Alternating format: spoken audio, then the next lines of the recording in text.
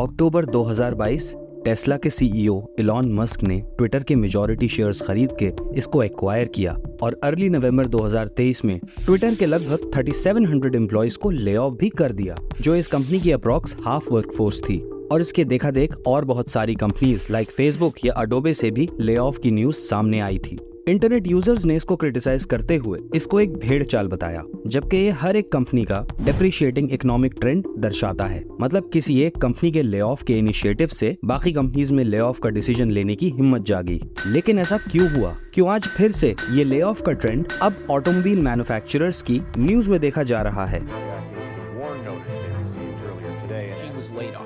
Quit or was pushed out, laid off, whatever you want to call it. More than half of those laid off. Approximately 50,000 H-1B holders lost their status due to unemployment. Layoffs in technology just keep coming. The latest round of layoffs we are hearing about in tech today. 2,000 jobs at Activision Blizzard. Kirk हॉडिनॉट Toledo में Jeep की factory में काम करते हैं। उन्हें नवंबर 2023 में full time hire किया गया था। हॉडिनॉट बोलते हैं कि उन्हें सितंबर 2024 से week to week lay off पर रखा गया है और उन्हें डर है कि वो उन 1100 वर्कर्स में से एक हो सकते हैं जो ले ऑफ अनाउंसमेंट में शामिल हैं। हॉडिनॉट ने 13 एक्शन न्यूज को इंटरव्यू देते हुए कहा, पूरा साल सरप्राइजेस से भरा हुआ है। इस उम्र में नया करियर शुरू करना थोड़ा मुश्किल है और अब नए करियर के बारे में सोचना बिल्कुल भी अच्छा नहीं लगता। फरवरी में उन्हें डिट्रॉइट के पार्ट्स डेवलपमेंट प्लांट में शिफ्ट किया गया था और फिर जुलाई में वापस उन्हें होम टाउन टोलेडो भेज दिया गया।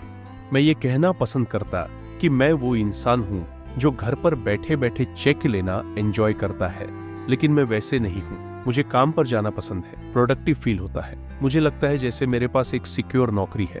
हालांकि हॉडिनॉट रैंगलर के डिवीजन में काम करते हैं, लेकिन वो कहते हैं कि ग्लैडिएटर डिवीजन में सीनियरिटी वाले एम्प्लॉयज नए एम्प्लॉयज को रिप्लेस करने की अथॉरिटी रखते हैं। अब 50 साल के और 3 बच्चों के बाप हॉडिनॉट हॉलिडे सीजन और उसके बाद के पीरियड में भी ले ऑफ होने के लिए तैयार हो रहे हैं। जब मैं छोटा था, मेरे पापा जीप में काम करते थे और उन्हें मेडिकल रिटायरमेंट मिला जब वो रिटायर हो गए। जीप कंपनी ने मेरे पापा का इंश्योरेंस चालू रखा। मैं हमेशा सोचता था कि ये एक अच्छा काम है। ये जो कहानी आपने सुनी, ये इस ऑटोमोबाइल इंडस्ट्री के हर दूसरे एम्प्लॉय की कहानी है, क्योंकि आजकल मार्केट के इकोनॉमिक रीसेट के चलते जो एक बड़ा शिफ्ट देखने को मिल रहा है, उसकी वजह से जाने कितने एम्प्लॉयज को ये ले ऑफ फेस करना पड़ रहा है। स्टार्टिंग के एलॉन मस्क वाले एग्जाम्पल से ये भी पता चलता है कि किसी एक कार ब्रांड ने ले ऑफ स्टार्ट किया है तो जो भी ब्रांड इस इकोनॉमिक क्राइसिस से स्ट्रगल कर रहे हैं, वो सब ब्रांड्स भी इस ट्रेंड को फॉलो करने लग जाएंगे, resulting to a mass lay off. ये तो हम लोगों ने समझ लिया कि मास ले ऑफ का ट्रेंड इकोनॉमिक रिसेशन फेस करने वाली कंपनीज फॉलो करती हैं, लेकिन ये कंपनीज इकोनॉमिक रिसेशन क्यों फेस कर रही हैं? क्यों इन कंपनीज के पास फंड्स की कमी हो रही है? इसको बिना एग्जाम्पल के समझना गलत होगा। तो इकोनॉमिक रिसेशन का एक एग्जाम्पल लेते हैं। बचपन से हर कोई अपना घर बनाना चाहता है और अपना घर होने के एस्पिरेशन के सामने इंसान को कुछ नहीं दिखता। उसकी सेविंग्स, सारे एफर्ट्स, एक्स्ट्रा इंसेंटिव्स और ओवर टाइम भी एस्पिरेशन की भेंट चढ़ जाता है, जो एक्चुअल में कोई बुरी बात नहीं है। लेकिन लोगों के इस एस्पिरेशन को कुछ बैंक्स ने अपने बिजनेस की तरह देखा। विकिपीडिया के एक आर्टिकल जो मॉर्गेज डेलिक्वेंसी पे लिखा गया है, उसमें एक सेक्शन मेंशन किया गया है कि 2005 और 2006 में लगभग 20% मॉर्गेजेस उन लोगों को दिए गए जो सब प्राइम बोरोवर्स कहलाते हैं, जो कि नॉर्मल लेंडिंग रिक्वायरमेंट के तहत क्वालिफाई नहीं करते। मतलब अगर इंडिया में बात करें तो बहुत ही लो वाला सिबिल स्कोर।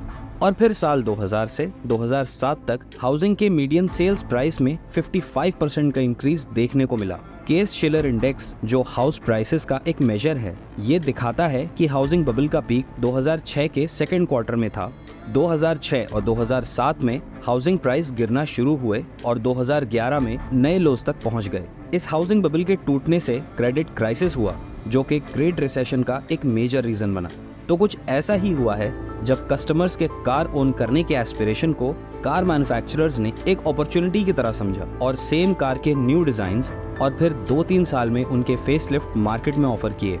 लेकिन शायद कुछ कंपनी के मार्केट सर्वेयर्स या ऑटोमोबाइल इकोनॉमिस्ट ये भूल बैठे थे कि जितनी स्पीड से ये अपनी कंपनी की फाइनेंशियल ग्रोथ प्लान कर रहे हैं, उतनी स्पीड से रियल वर्ल्ड में कस्टमर फाइनेंशियली ग्रोथ नहीं करता और ना ही उतनी स्पीड से कोई ट्रेंड शिफ्ट आता है। और साथ ही साथ जहां एस्पिरेशन की बात आती है, वहां इमोशंस का प्रोमिनेंट रोल होता है।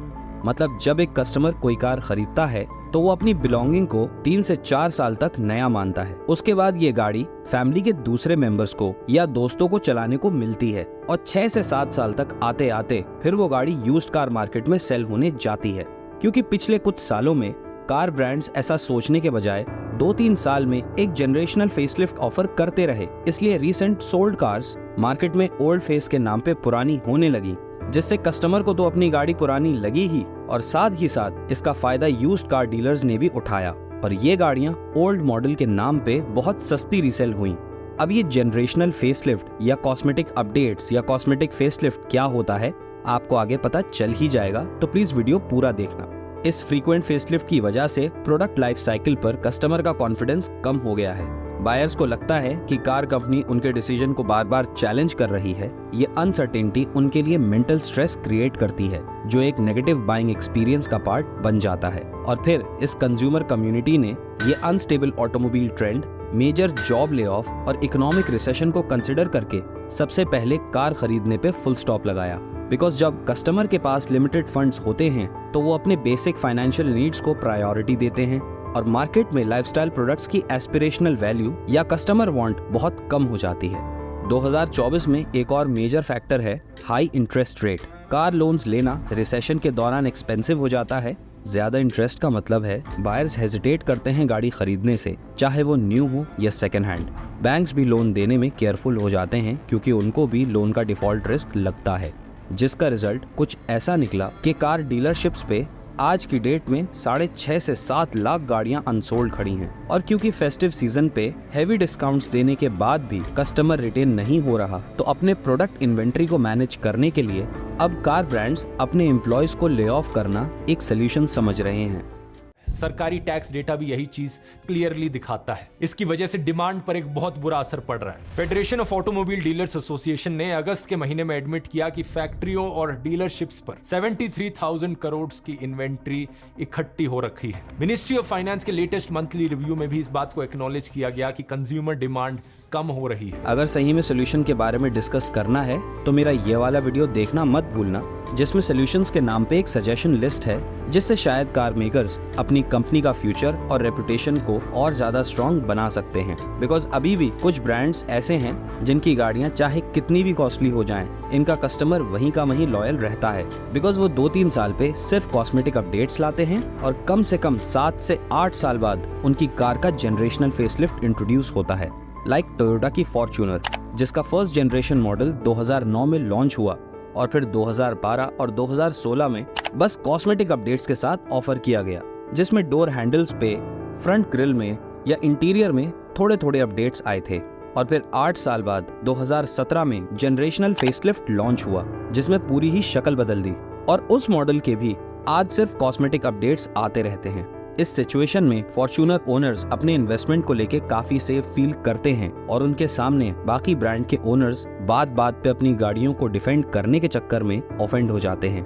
और टोयोटा वाले बी इट कोरोला, कैमरी और फॉर्च्यूनर, ये गाड़ियां अपनी रिलायबिलिटी से अपने ओनर्स को कदम कदम पे एक्साइट करती रहती हैं। ऐसा ही कुछ होंडा या मारुति सुजुकी के साथ भी है, जिसके बारे में हम बाद में किसी और वीडियो में डिस्कस करेंगे। लेकिन अगर आपको ये जानने में इंटरेस्ट है कि क्यों टोयोटा की कार्स आज भी एक लॉयल कस्टमर बेस मेंटेन करके रखती हैं, तो आप बता देना, मैं इस पे भी एक डिटेल वीडियो बना दूंगा। बाकी आपकी क्या राय है प्लीज कमेंट्स में जरूर बताओ। ड्राइव सेफ और ख्याल रखना।